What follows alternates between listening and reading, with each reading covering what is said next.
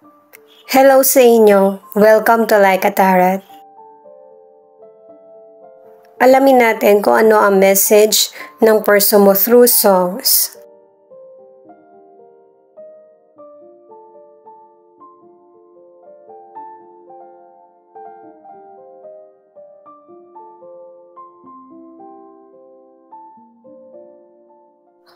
Ito yung unang song. Please don't ask me.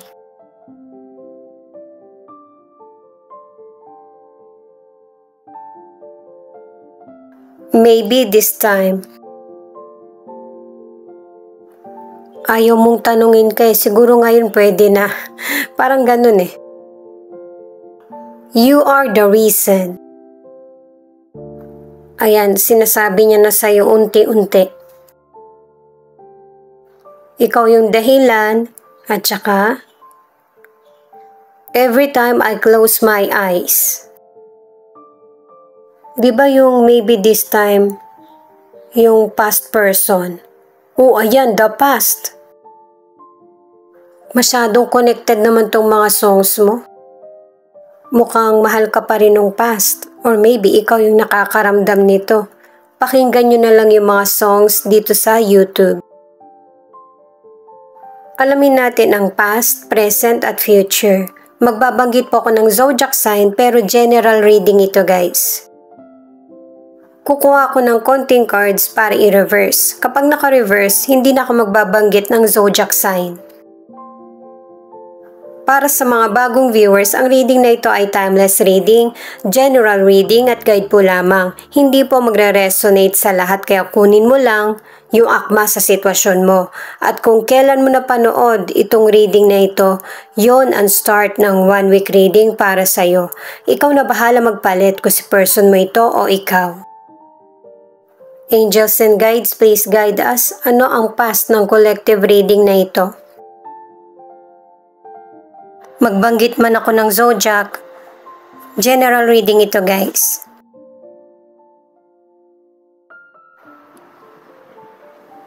Queen of Pentacles, Capricorn.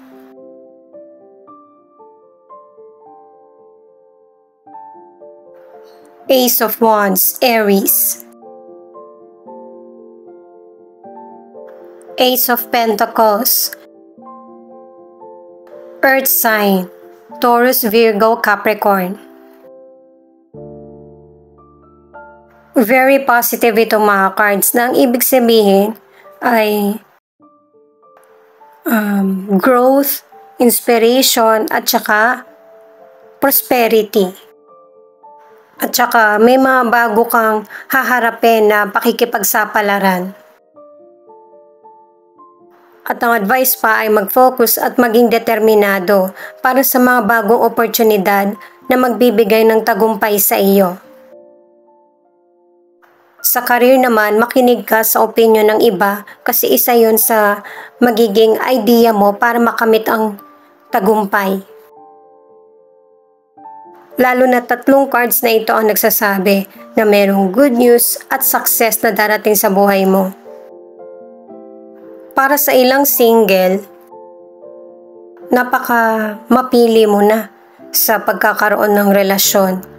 Pero kahit ganito yung nasa isip mo or pakiramdam, merong potential person na magsusumikap na masungkit yung tiwala mo or puso mo.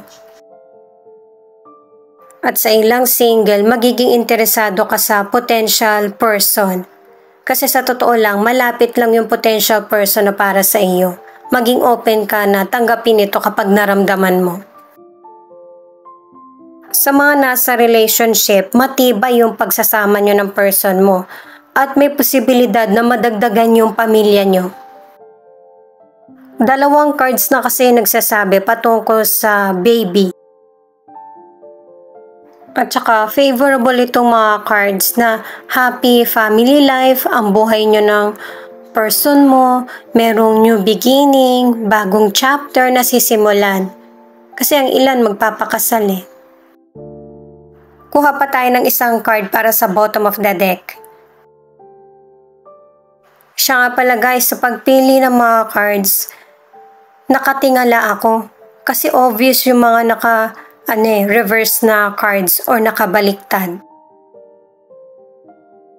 Ito yung bottom of the deck na Three of Swords. Libra. Ibig sabihin nito, hindi naman laging perfect ang relationship. Ang ilan sa inyo nagkakaroon ng hardship ang relasyon. Ang ilan sa inyo ang trabaho nagiging komplikado, pero ang advice ng universe ay magiging okay din ang lahat. Maging kalma at pasensyoso. At saka itong card na ito, di ba nagsabi nga ako patungkol sa baby? Mag-ingat yung mga buntis. Kasi may posibilidad na hindi mo makaya yung mga problems na kakaharapin mo. Kaya protektahan mo yung sarili mo at yung baby. Ito naman yung advice ng mystical cards sa iyo. Isa lang yung kukunin ko. Pero mamaya kukuha pa rin ako ng ibang mystical card.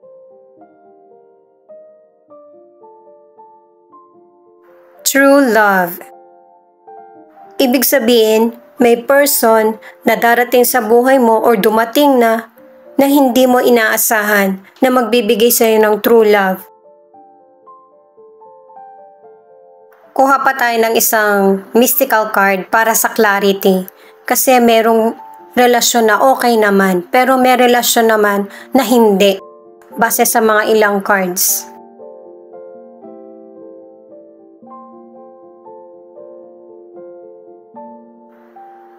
The Fox. Ang ibig sabihin nito guys, maybe ikaw yung nakakaramdam na kailangan mong mag-ingat o kaya merong pagdududa sa isip mo. Maniwala ka sa talas ng kutob mo. Pero syempre kung pregnant ka, mas unahin mo muna yung self-care. Pero ang isa sa ipinaparamdam sa akin ng reading na ito, merong relasyon na akala mo totoo, pero hindi naman pala. Kumbaga, merong itinatago yung person mo sa iyo. Magaling siyang magtago ng lihim. Pero dahil nga sa may mga guide tayo, hindi hahayaan ng Diyos na ilagay tayo sa difficult situation. Present naman ang alamin natin na cards. Eight of Cups, Pisces.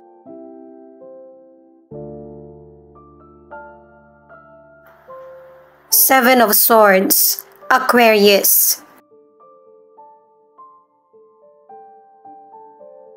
Ace of Swords, Libra. Ibig sabihin nito guys, nakatatlong cards ka na para sa new beginning, pero binibigyan ka ng warning, magbantay o kaya maging alerto.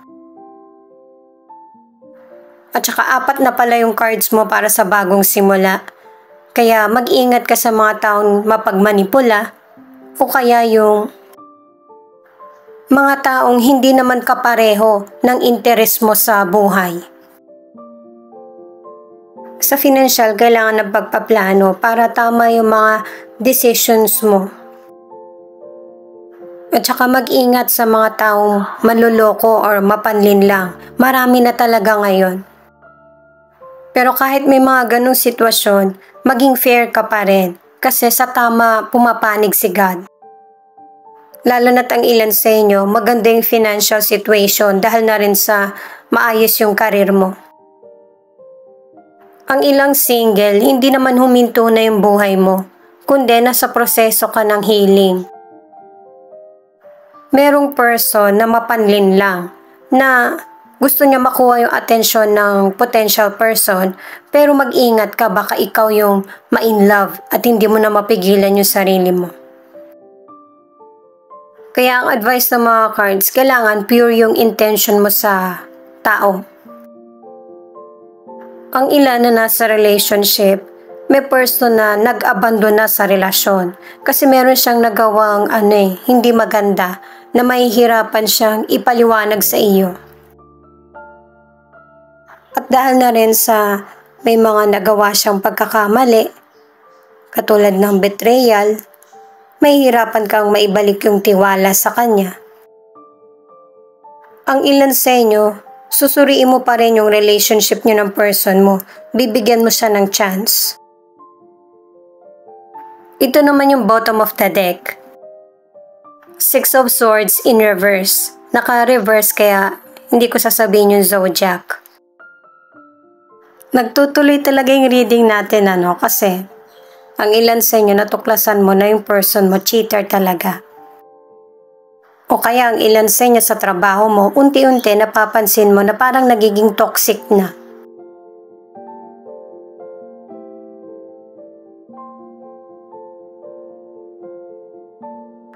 Attraction. Ibig sabihin nito ay yung magkaroon ng bond. Emotional or romantic attraction. Isang card pa yung kunin natin para sa clarity ng mystical cards. At saka nga pala ang ilan sa inyo, yung problema na nararanasan ay temporary lang.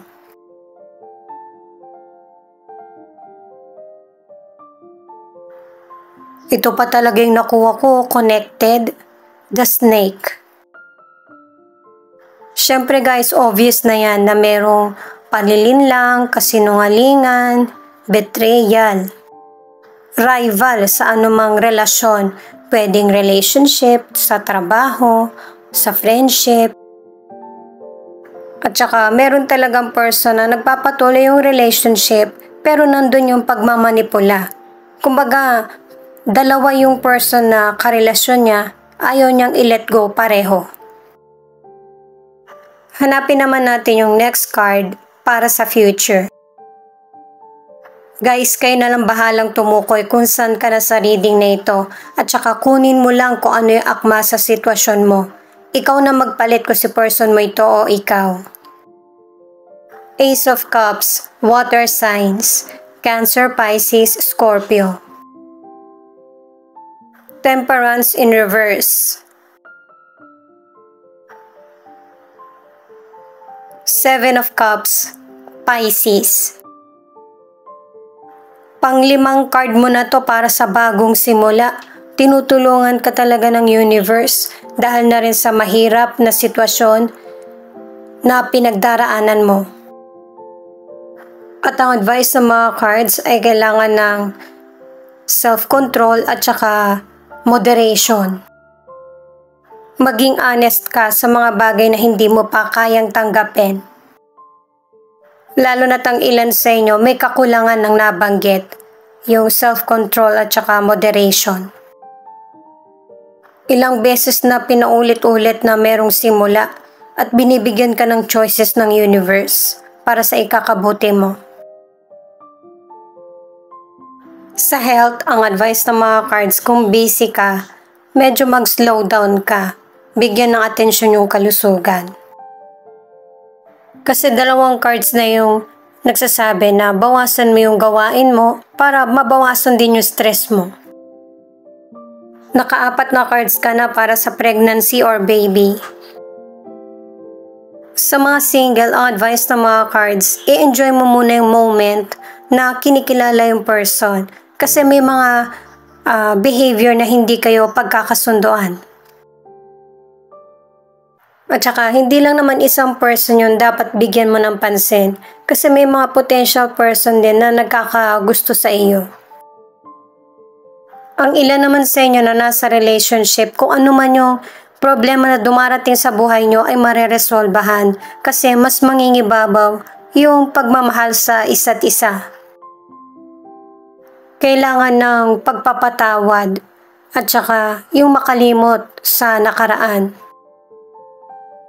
At saka ang advice ng mga cards, kailangan ng effort sa relationship nyo ng person mo para mapagtatagumpayan na kayo pa rin sa huli.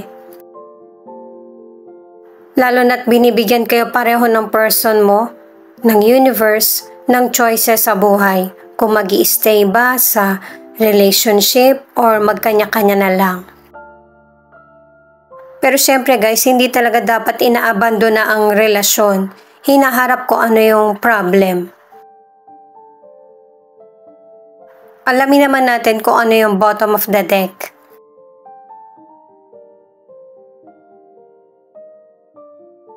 May naririnig kasi ako guys eh.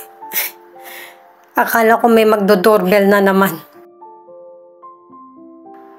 Three of Cups. Cancer. Very positive itong card na ito na ang ibig sabihin, nagtutuloy-tuloy yung reading mo na sa kung noon nagkakaroon ng problema, itong huling card na ito ay magkakaroon ng blessing at saka achievement sa buhay mo. Kumbaga makakamit mo yung tagumpay na para sa iyo. Ano man ang hangarin mo sa buhay. Yung ganitong relationship, nangyayari naman talaga sa ating lahat na nagkakaroon ng problema pero hindi kailangan agad give up. Kumbaga, alamin kung ano yung punot dulo ng problem. Ito yung advice ng mystical card. Connected. Rejoice. Nang ibig sabihin, magkakaroon kayo ulit ng connection ng person mo na ikakasaya at saka ikakalalim ng connection ng relationship.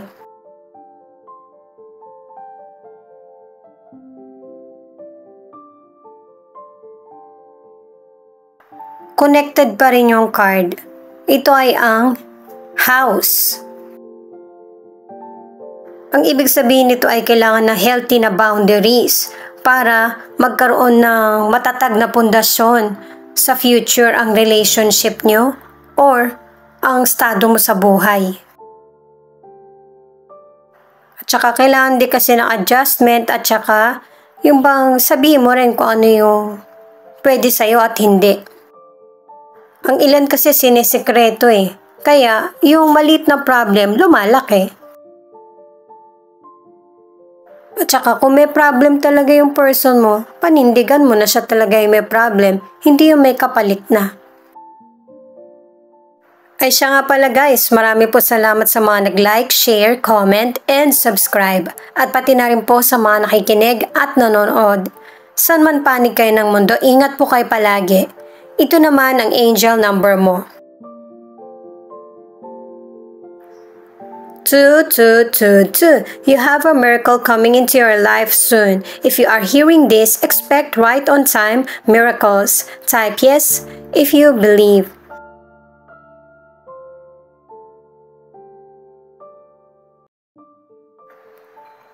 Affirm, you're about to receive everything you have prayed for. Health, wealth, love, and inner peace. 1244, reminding you of your independence and strength. You have dreams and goals in life and a higher purpose. It is time to connect with this and stay true to who you are.